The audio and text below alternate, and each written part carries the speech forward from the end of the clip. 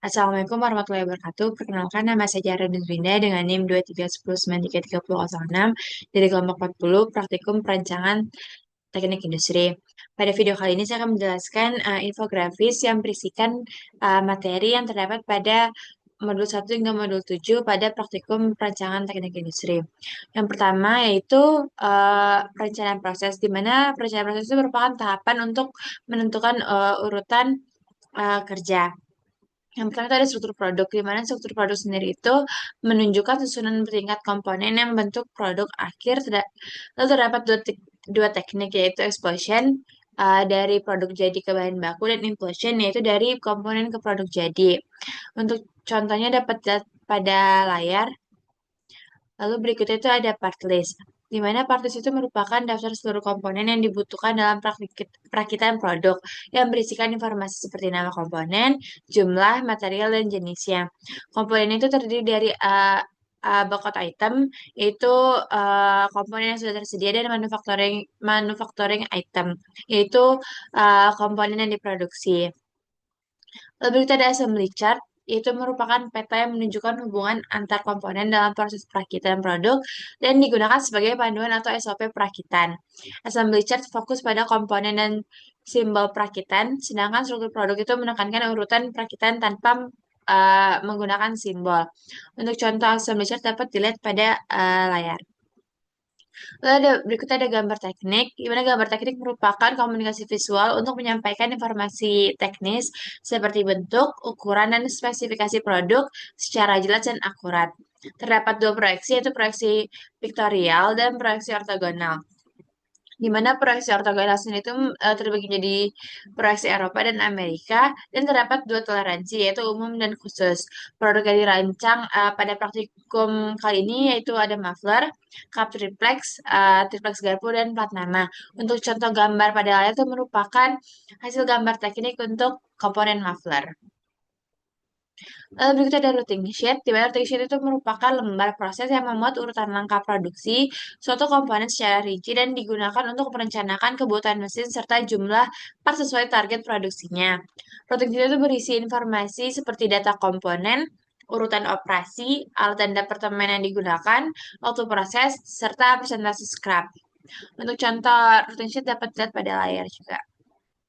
Lalu berikutnya ada Operation Process Chart atau OPC, di mana itu merupakan peta kerja yang menggambarkan urutan proses produksi dari bahan baku hingga menjadi produk jadi. Informasi penting dalam OPC itu meliputi komponen material, proses, mesin atau alat, waktu proses, serta persentase scrap juga.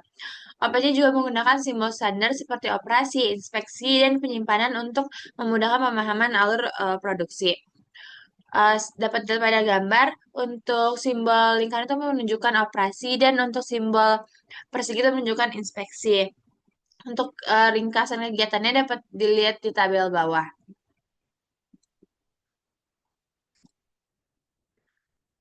Lalu berikutnya modul 2 yaitu perencanaan stasiun kerja, di mana perencanaan stasiun kerja itu merupakan tahapan untuk menentukan stasiun kerja beserta elemen yang ada di dalamnya. Lalu itu ada stasiun kerja, di mana stasiun kerja sendiri itu merupakan area atau tempat di mana kegiatan proses produksi akan dilakukan mulai dari bahan baku menjadi sebuah produk yang memiliki nilai tambah. Untuk contoh perancangan stasiun kerja dapat dilihat pada layar. Lalu kita ada elemen gerakan, di mana elemen gerakan adalah gerakan dasar terkecil yang dilakukan manusia dalam suatu aktivitas kerja. Terdapat 17 elemen gerakan pada metode Gilbert yang disebut sebagai terblik. Terblik diklasifikasikan juga menjadi dua, yaitu terblik efektif dan terblik non-efektif. Untuk contoh terblik efektif itu seperti uh, memposisikan. Untuk contoh terblik non-efektif itu seperti mencari. Untuk berita ada peta tangan kiri dan kanan, di mana peta kerja yang digunakan, di mana peta tersebut merupakan peta kerja yang digunakan untuk menganalisa pekerjaan sehingga memudahkan dalam suatu perencanaan perbaikan kerja. Lalu peta kerja itu dibagi menjadi dua, yaitu peta kerja untuk menganalisa proses kerja keseluruhan dan peta kerja untuk menganalisa proses kerja setempat. Lalu itu ada alat bantu, di mana alat bantu itu merupakan suatu alat yang dirancang untuk mendukung kelancaran suatu pekerjaan sehingga aktivitas dapat dilakukan lebih cepat dan tepat dan efisien. Penggunaan alat bantu dapat Penggunaan alat bantu pada saat perakitan sangat penting karena dapat mempercepat pekerjaan sekaligus menghemat waktu. Penggunaan alat bantu juga dapat mengurangi elemen kerja yang tidak efektif. Lalu berikut ada perbaikan peta tangan kiri dan kanan. Pada peta tangan kiri dan kanan di stasiun kerja lama masih temukan beberapa elemen tanduk yang bersifat kurang efektif. Lalu setelah dilakukan perbaikan dan diterapkannya pada stasiun kerja baru, waktu siklus proses perakitan mengalami penurunan sehingga menjadi lebih singkat dan efisien. Lalu kita ada stasiun kerja lama dan stasiun kerja baru. Di mana perbedaan antara kedua stasiun kerja tersebut terletak pada dimensi meja, kursi, serta penggunaan alat bantu dalam proses perakitannya. Dengan perubahan tersebut, aktivitas perakitan pada stasiun kerja baru dapat dilakukan dengan lebih efektif dan efisien dibandingkan sebelumnya. Untuk perakitan stasiun kerja baru itu juga sudah mempertimbangkan data antropometri dari operatornya. Lalu berikutnya modul 3 yaitu pembagian sistem kerja, di mana pembagian sistem kerja merupakan tahapan untuk menetapkan cara kerja paling efisien dan konsisten dalam menjalankan suatu tugas atau proses. Di mana untuk pembagian sistem kerja itu kita terlebih dahulu menentukan presiden diagramnya. Jadi presiden diagram itu merupakan penjadwalan berbasis noda yang menggambarkan urutan dan ketergantungan antar aktivitas. Untuk presiden diagram itu terdapat dua metode, yaitu activity on row dan activity on node. Lalu setelah itu kita membuat kurva belajar, di mana kurva belajar sendiri itu merupakan representasi matematis dari fenomena peningkatan produktivitas melalui pekerjaan yang dilakukan secara berulang. Jenis kurva belajar yang umum digunakan meliputi kurva belajar log linear, kurva belajar Plateau, kurva belajar B-Stanford, kurva belajar De Jong, dan kurva belajar S. Untuk contoh kurva belajar dapat dilihat pada layar, di mana semakin banyak percobaan, uh, produktivitas semakin meningkat ya, dengan ditunjukkannya yang ditunjukkan pada waktu yang berkurang dalam proses merakitnya. Lalu kita ada uji kecukupan data, di mana uji kecukupan data merupakan suatu proses atau pengujian yang dilakukan untuk memastikan bahwa data yang digunakan cukup untuk digunakan sebagai bahan penelitian. Untuk uji kecukupan data, kita dapat mengujinya dengan melihat nilai n aksennya dengan yang dicari menggunakan rumus seperti di layar. Jika n aksen yang didapatkan itu lebih besar dibandingkan n atau jumlah percobaannya, maka data yang kita ambil itu belum cukup, sehingga memerlukan uh, percobaan kembali. Tapi jika n aksen lebih kecil dari n, maka jumlah datanya sudah cukup. Lalu kita ada uji keseragaman data, di mana uji keseragaman data adalah pengujian statistik untuk memastikan data berada dalam batas in control, berasal dari suatu proses yang sama dan tidak memiliki penyimpangan signifikan.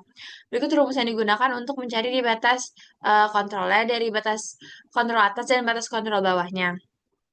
Untuk uji keseragaman data, ada untuk kurva dapat dilihat pada layar, di mana jika garis yang waktu belum melewati baris batas kontrol, maka data masih dalam batas in control.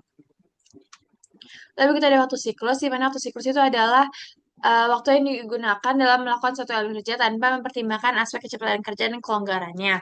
Untuk mencari waktu siklus dapat menggunakan rumus seperti di layar, yaitu WS sama dengan sigma XI dibagi N. Maka ada waktu normal. Waktu normal itu merupakan waktu kerja yang telah disesuaikan dengan faktor penyesuaiannya. Waktu normal merupakan hasil perkalian antara waktu siklus rata-rata dengan faktor penyesuaiannya. Nah, penyesuaian sendiri itu merupakan satu nilai yang digunakan untuk menyesuaikan hasil pengamatan waktu terhadap tingkat kinerja operator dibandingkan dengan standar kerja normal. Untuk penyesuaian ini terdapat tiga metode, yaitu metode Skumat, metode Westinghouse, dan metode objektif. Lalu kita ada waktu baku, yaitu waktu yang diperlukan oleh pekerja untuk menyelesaikan seluruh pekerjaan. Waktu baku sudah mempertimbangkan aspek kecepatan kerja operator dan kelonggaran yang dibutuhkan oleh operator. Untuk mencari waktu baku dapat menggunakan rumus seperti di layar, yaitu WB sama dengan WN dikali 1 tambah L, itu merupakan kelonggaran. Nah, untuk kelonggaran sendiri itu dapat diartikan sebagai tambahan waktu yang diberikan kepada operator di luar waktu kerja efektif untuk mengatasi hal-hal yang tidak dapat dihindari seperti kelelahan fisik, kebutuhan pribadi, gangguan lingkungan, atau penyesuaian alat kerja.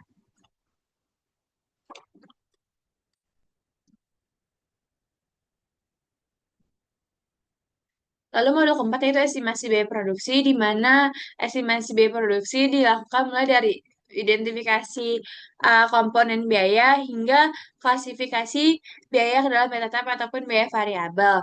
Untuk melakukan estimasi biaya produksi, pertama kita menghitung pemberian upah kepada operator atau kepada pekerja, di mana upah itu merupakan uang yang diterima pekerja atas pekerjaan yang dilakukan. Penetapan upah dapat dilakukan menggunakan 4 metode, yaitu metode ranking sederhana, klasifikasi, perbandingan faktor, dan sistem angka.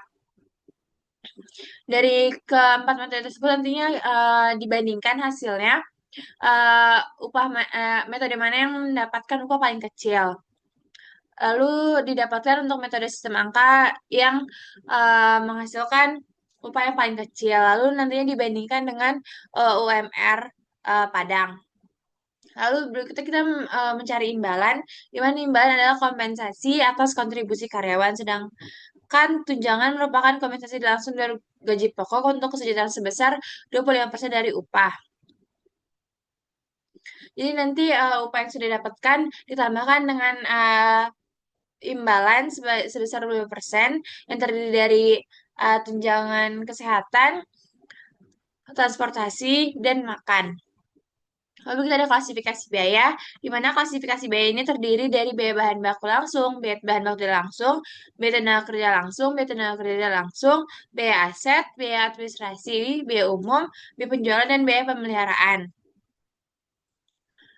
Lalu kita ada penyusutan, di mana biaya penyusutan adalah metode akuntansi untuk mengalokasikan harga aset tetap selama masa pakainya, yang dilakukan dengan metode garis lurus ataupun saldo menurun berganda.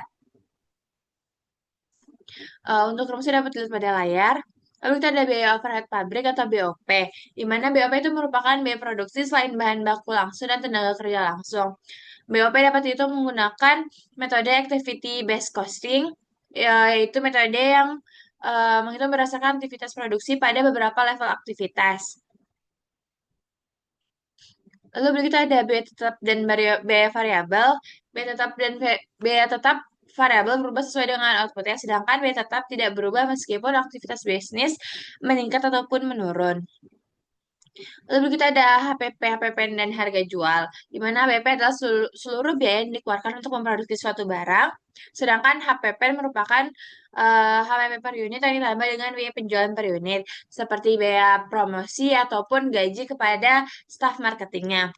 Lalu ada harga jual yang ditentukan dari HPP yang kemudian ditambahkan dengan margin keuntungannya, yaitu sebesar 20%.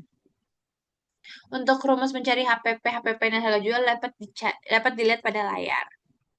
Lalu ada BEP atau break even point, yaitu kondisi di mana perusahaan tidak mengalami keuntungan maupun kerugian.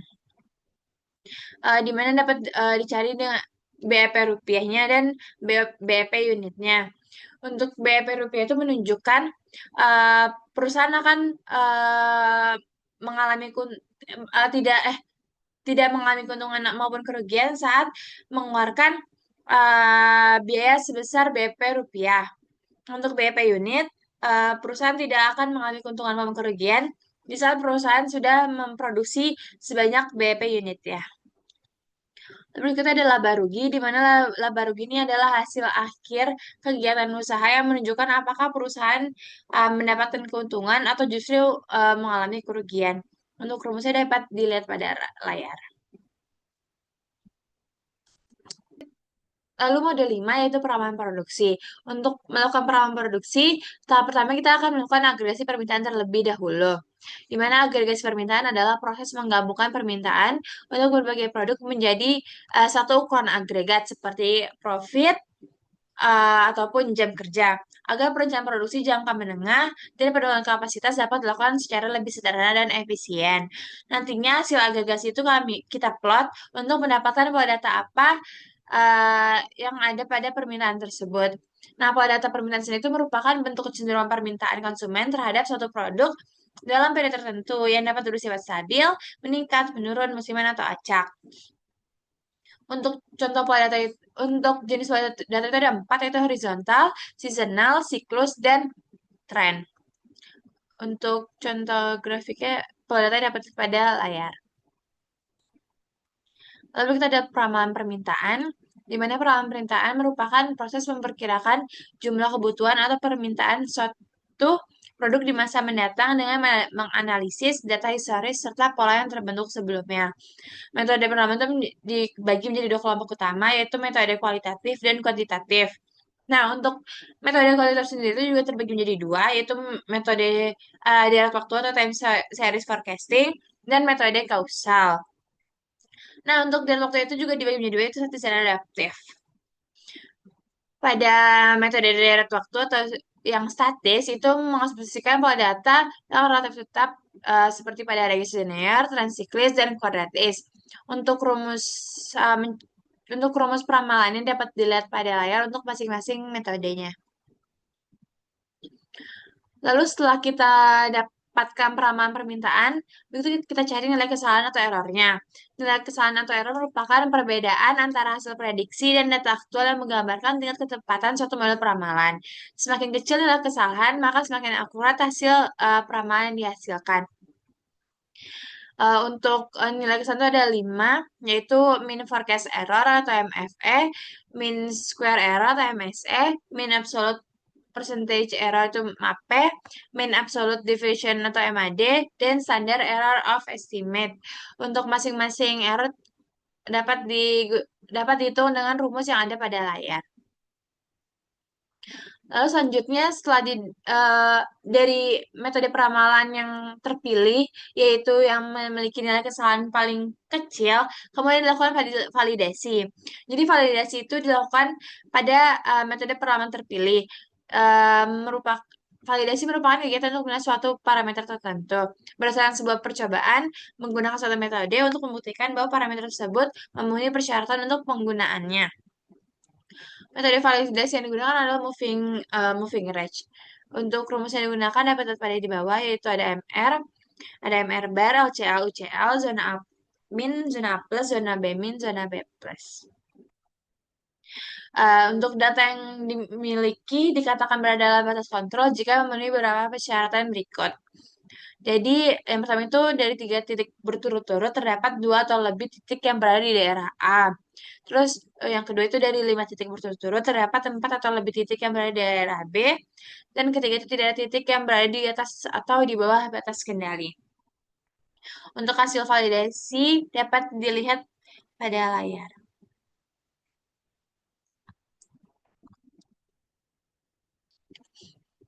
Lalu untuk modul 6 itu perencanaan produksi. Di mana untuk perencanaan produksi ini pertama melakukan perencanaan agregat terlebih dahulu. Perencanaan agregat itu merupakan suatu aktivitas operasional untuk menentukan jumlah dan waktu produksi dalam periode 3 hingga 18 bulan ke depan. Tujuan perencanaan agregat adalah menyelaraskan kapasitas produksi uh, dengan permintaan secara efektif sehingga perusahaan dapat meminimalkan total biaya melalui pengaturan kombinasi terbaik antara tingkat produksi, penggunaan sumber daya, dan jumlah persediaannya. Untuk perencanaan agregat dapat dilakukan dengan 3 strategi. Pertama itu ada level strategi, chase strategi, dan mix strategi. Untuk level strategi sendiri itu merupakan perencanaan agregat di mana tingkat produksi tetap dari periode ke periode selama jangka waktu perencanaan agregat. Dan juga untuk tenaga kerja yang dibutuhkan juga tetap dari periode ke periode. Untuk jas strategi itu merupakan strategi yang digunakan untuk mencapai output yang memenuhi prediksi permintaan untuk setiap periode tersebut. Strategi ini dilakukan dengan cara mengubah tingkat tenaga kerja dengan pekerjaan atau PHK, subkontrak, penggunaan lembur, penggunaan pekerja sementara, dan lain-lainnya untuk mencapai tujuannya. Lalu untuk mix strategi itu merupakan metode pada perencanaan agregat yang mengkombinasikan berbagai teknik seperti level strategi dan C strategi untuk penyesuaian kapasitas untuk memenuhi permintaan dengan biaya yang minimum. Jadi nanti di mix strategi ini uh, itu lebih fleksibel sehingga inventory akhirnya itu dapat bernilai 0. Lalu kita ada MPS atau Master Production Schedule, di mana itu merupakan rencana induk produksi yang berfungsi menetapkan jenis produk yang harus dibuat, jumlah yang perlu diproduksi, serta waktu pelaksanaannya. Untuk MPS dapat dilihat pada layar. Lalu kita ada kapasitas produksi, yaitu kebutuhan kapasitas produksi merupakan jumlah kapasitas atau kemampuan sumber daya produksi yang diperlukan untuk menyelesaikan jumlah permintaan dalam periode tertentu. Tujuan utamanya itu memastikan kapasitas tersedia sesuai dengan rencana produksi, sehingga tidak terjadi keterlambatan dan penumpukan pesanan. Kapasitas produksi dapat dilakukan dengan CRP atau Kapasitas Requirement Planning. Itu merupakan metode yang digunakan untuk menentukan, mengukur, dan menyesuaikan tingkat kapasitas atau proses untuk menentukan jumlah usaha dan sumber daya mesin yang dibutuhkan. Tujuan dari CRP adalah sebagai stabilisasi produksi dan tenaga kerja terhadap naik turunnya permintaan. Untuk grafik dari CRP dapat dilihat pada layar. Jika waktu produksi itu melebihi dengan kapasitas yang tersedia maupun kapasitas yang reguler ditambah overtime yang tersedia, maka waktu produksi tidak terpenuhi.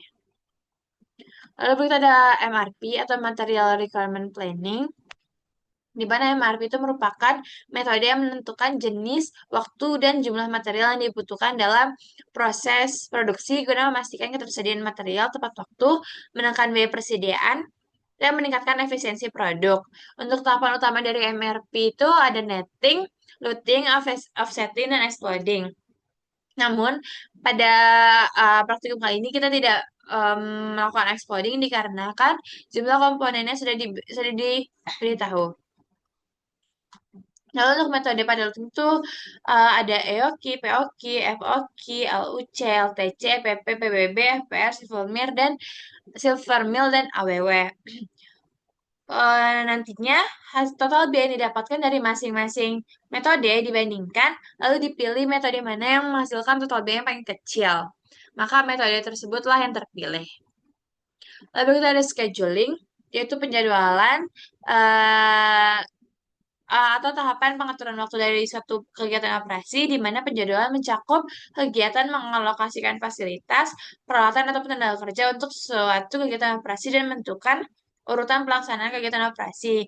Tujuan penjadwalan adalah untuk meminimalkan waktu proses, waktu tunggu langganan, tingkat persediaan, serta penggunaan fasilitas, tenaga kerja, dan peralatan yang efisien. Untuk contoh scheduling dapat dilihat pada layar, di mana pada SK pertama dilakukan terlebih dahulu job 1, lalu job 3, job 2, dan seterusnya sampai ke SK 3. Lalu modul 7 yaitu perancangan lintasan perakitan, di mana untuk merancang lintasan perakitan, terlebih dahulu kita menetapkan kriteria, target, serta batasan lintasan perakitan. Untuk kriteria lintasan perakitan adalah aturan atau ukuran yang digunakan untuk menilai apakah suatu lintasan produksi sudah seimbang dalam kerja secara efisien. Kriteria umum lintasan perakitan adalah memaksimumkan line efisiensi atau meminimumkan balance delay dan smoothness index. Untuk mendapatkan line efisiensi, balance delay, dan smoothness index dapat dilihat pada layar. Lalu kita ada target lintasan perakitan, yaitu targetnya merupakan output yang harus dicapai dalam lintasan perakitan tersebut. Target lintasan perakitan kali ini yaitu meminimumkan cycle time dan memaksimumkan kapasitas produksi. Untuk batasan lintasan perakitan yaitu aturan yang mengendalikan cara setiap tugas dialokasikan ke stasiun kerja dalam proses perakitannya. Batas lintasan terdiri dari satu tadi setiap tugas harus dialokasikan ke satu stasiun kerja, lalu dua tidak boleh melewati cycle. Waktu setiap stasiun kerja tidak boleh melewati cycle time, lalu ketika itu precedence constraint harus terpenuhi, dan waktu setiap stasiun kerja tidak boleh melebihi cycle time, karena cycle time adalah batas maksimum waktu yang digunakan agar lintasan perakitan tetap memenuhi output yang direncanakan. Lalu penentuan stasiun kerja. Stasiun kerja ditentukan berdasarkan parameter yang ada, yaitu jumlah waktu baku, semua elemen, dan cycle time. Untuk mencari cycle time dapat menggunakan rumus seperti berikut. Lalu berikutnya adalah mencari jumlah minimal stasiun kerja menggunakan rumus Kamin sama dengan sigma TI dibagi CT. Lalu kita ada penyimbangan lintasan perakitan. Penyimbangan lintasan perakitan bertujuan membagi elemen kerja secara proporsional ke tiap stasiun agar beban kerja seimbang dan waktu menganggur minimal. Pendekatan ini menggunakan konsep Single Assembly Line Balancing atau SALB untuk menentukan jumlah stasiun optimal sesuai urutan proses dan meningkatkan kadar produksi. Jenis dua tipe SALB, SALBP. Yang pertama itu ada SLBP 1, yaitu diberi data cycle time untuk meminimumkan jumlah stasiun kerja. Yang kedua itu ada SLBP 2, yaitu diberi data jumlah stasiun kerja untuk meminimumkan cycle time. Pada praktikum kali ini kita merupakan tipe SLBP 2. Penjelasan SLBP 2 dapat dilakukan menggunakan pendekatan heuristik maupun optimasi. Penggunaan metode seperti Gilbridge, Largest Candidate Rule, Position Weight, dan kemudian dan optimasi. Untuk metode Gilbridge sendiri itu merupakan um, metode dengan mengalokasikan elemen kerja untuk penugasan ke stasiun kerja sesuai dengan posisi mereka dalam precedence diagram yang diutamakan. Lalu untuk largest candidate weight itu merupakan metode untuk memperhitungkan elemen kerja yang akan diatur dalam urutan menurun yang mengacu pada session time work elements untuk setiap session time tidak melebihi waktu yang diizinkan. Lalu untuk rank position weight metode rank eh, yaitu metode bobot posisi yang mengurutkan elemen kerja berdasarkan bobot posisi atau waktu elemen dan seluruh suksesornya, lalu menempatkan elemen dengan bobot terbesar ke stasiun kerja tanpa melanggar precedence dan cycle time-nya. Lalu ada kemudian, yaitu metode yang menyeimbangkan beban kerja antara stasiun dengan meminimalkan waktu menganggur. Pengelompokan elemen dilakukan menggunakan matriks pendahulu atau P dan matriks pengikut atau F, sehingga penempatan elemen mengikuti urutan prosesnya. Lalu berikut ada optimasi, yaitu proses matematis untuk menentukan solusi terbaik berdasarkan tujuan dan batasan seperti meminimalkan waktu siklus, jumlah stasiun, atau waktu menganggurnya. Berbeda dari metode heuristik seperti LCRPW dan Kilbridge yang bersifat trial and error, optimasi mempertimbangkan seluruh batasan secara simultan sehingga hasilnya lebih akurat dan mampu menangani masalah kompleks. Lalu kita ada kapasitas produksi. Ini merupakan penetapan target untuk menentukan berapa banyak produk yang harus diproduksi selama masa tertentu menggunakan rumus seperti pada layar.